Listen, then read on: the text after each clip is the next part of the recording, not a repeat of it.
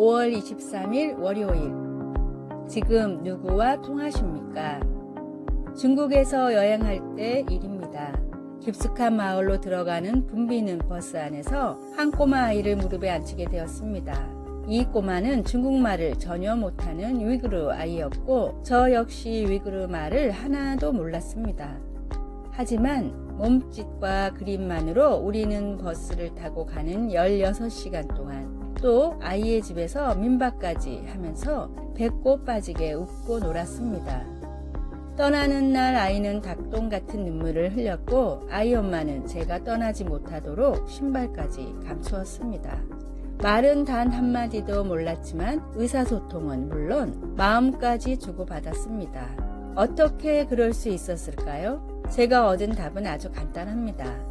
언어가 통하지 않으면 서로 무슨 이야기를 하고 있는지 주의 깊게 살피면 되고 열심히 들어주려고 노력하기 때문입니다. 그런 과정을 통해서 말이 아닌 마음이 통하기 때문입니다. 동물이나 식물하고도 이야기를 나눈다는데 사람끼리 다르다고 해봐야 얼마나 다르겠습니까? 진정한 대화는 서로의 마음이 통할 때 이루어집니다. 마음이 열려야 대화가 가능하게 되는 것입니다.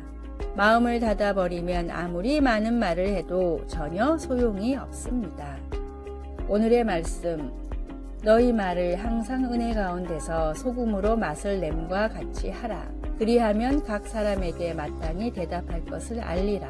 골로새서 4장 6절. 오늘의 찬송 440장 어디든지 예수 나를 이끌면. 오늘의 만나, 진리의 복음을 전하기 위해서 필요한 것도 결국은 소통하는 마음입니다. 주변의 이웃들과 진심으로 소통해 보세요.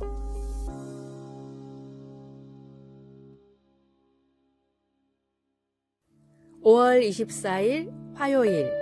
다시 번성함. 햇빛과 물이 충분할 때면 엔텔롭 계곡과 피게로아 산 같은 캘리포니아 지역은 온통 야생화로 덮여 활기가 넘칩니다. 하지만 가뭄이 닥치면 어떤 일이 일어날까요? 과학자들은 어떤 야생화들은 씨앗들이 흙을 밀어내고 꽃을 피우게 하는 대신 많은 양의 씨앗을 땅속에 저장한다는 사실을 알게 되었습니다. 가뭄이 지나고 나면 식물들은 저장해 두었던 씨앗을 이용해 다시 번성하기 시작합니다. 힘든 상황에도 불구하고 고대 이스라엘 백성들은 이집트 땅에서 번성했습니다. 노예 주인들은 그들에게 들판에서 일하고 벽돌을 만들도록 강요했고 무자비한 감독관들은 그들에게 왕을 위해 도시 전체를 건설하게 했습니다. 이집트 왕은 그들의 수를 줄이기 위해 영아 살해를 시도하기까지 했습니다.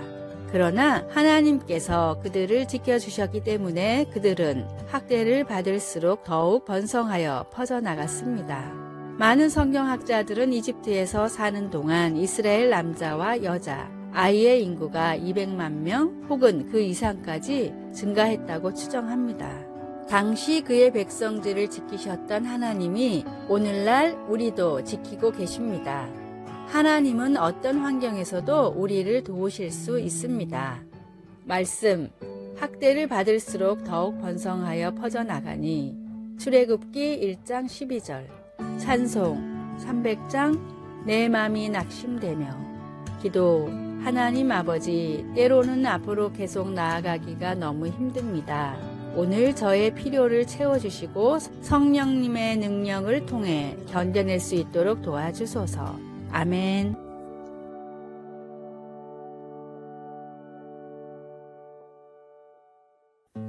(5월 25일) 수요일.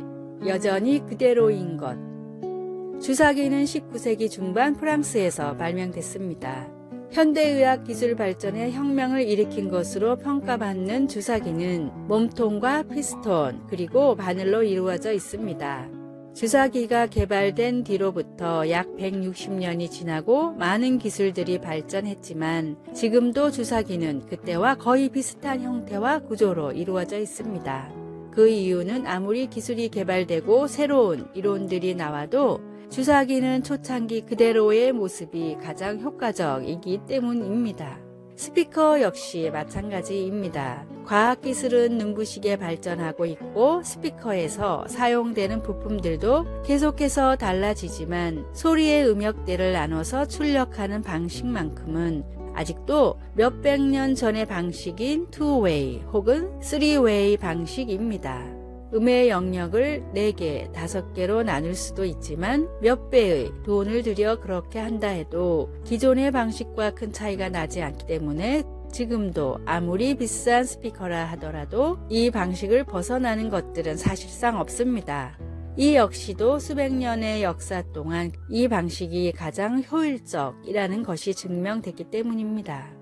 세상이 달라지고 시대가 변해도 여전히 그대로인 것들이 있습니다.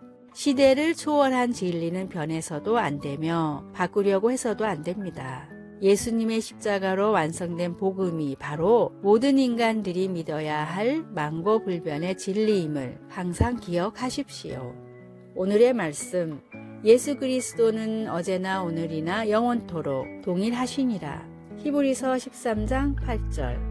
오늘의 찬송 434장 귀하신 친구 내게 계시니. 오늘의 만나 어떤 시대에도 진리의 말씀을 향한 믿음만큼은 지켜나가게 하소서. 인류의 죄에는 복음이 유일한 정답임을 믿고 또 전합시다.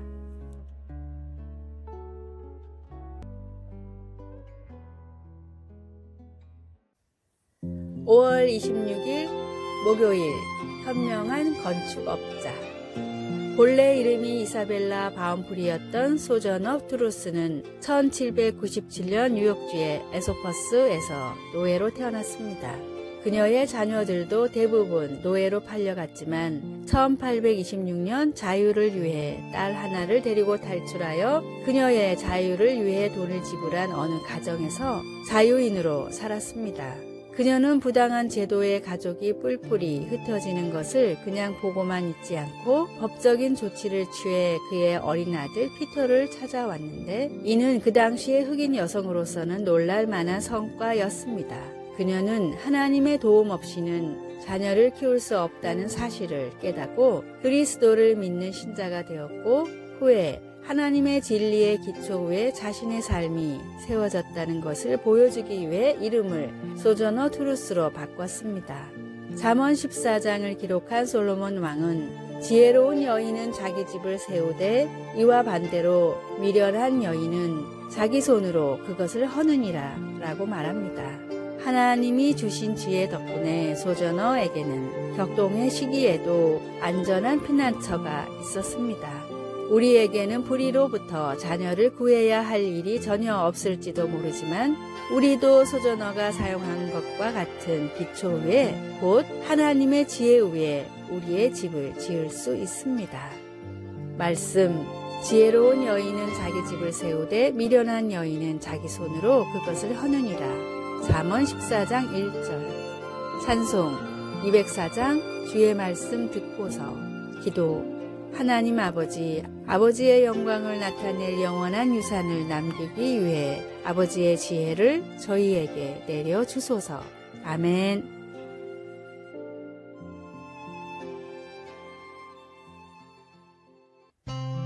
(5월 27일) 금요일. 마음의 모양이 있다면.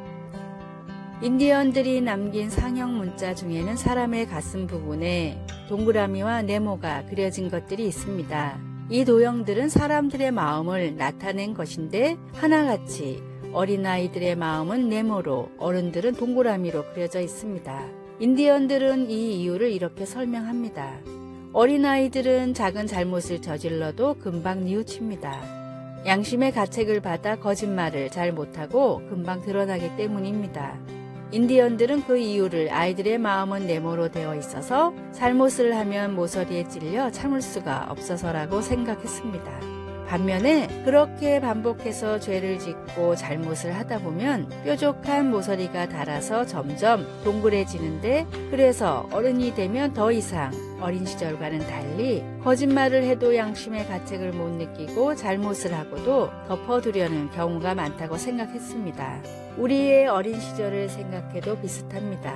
작은 실수 하나에 금방 울며 죄를 뉘우치고 거짓말도 잘하지 못해 가슴이 콩닥거리던 때가 있었지만 이제는 잘못을 저지르고도 정당화를 시키거나 오히려 남을 비난할 때도 많습니다. 지금 내 마음의 모양이 보인다면 어떤 모양일까요? 죄의 타성에서 벗어나 진리를 향한 통렬한 뉘우침이 있는 마음과 신앙을 가지십시오. 오늘의 말씀, 주께 힘을 얻고 그 마음에 시온의 대로가 있는 자는 복이 있나이다. 시편 84편 5절. 오늘의 찬송 252장 나의 죄를 씻기는. 오늘의 만나 조금씩이라도 죄에 빠지는 일들로부터 멀어지게 하소서. 양심의 가책을 어려워 말고 하나님 말씀으로 더욱 지킵시다. 아래의 빨간색 글자 구독을 누르시어 더 많은 전도의 열매를 맺으시기를 기도합니다.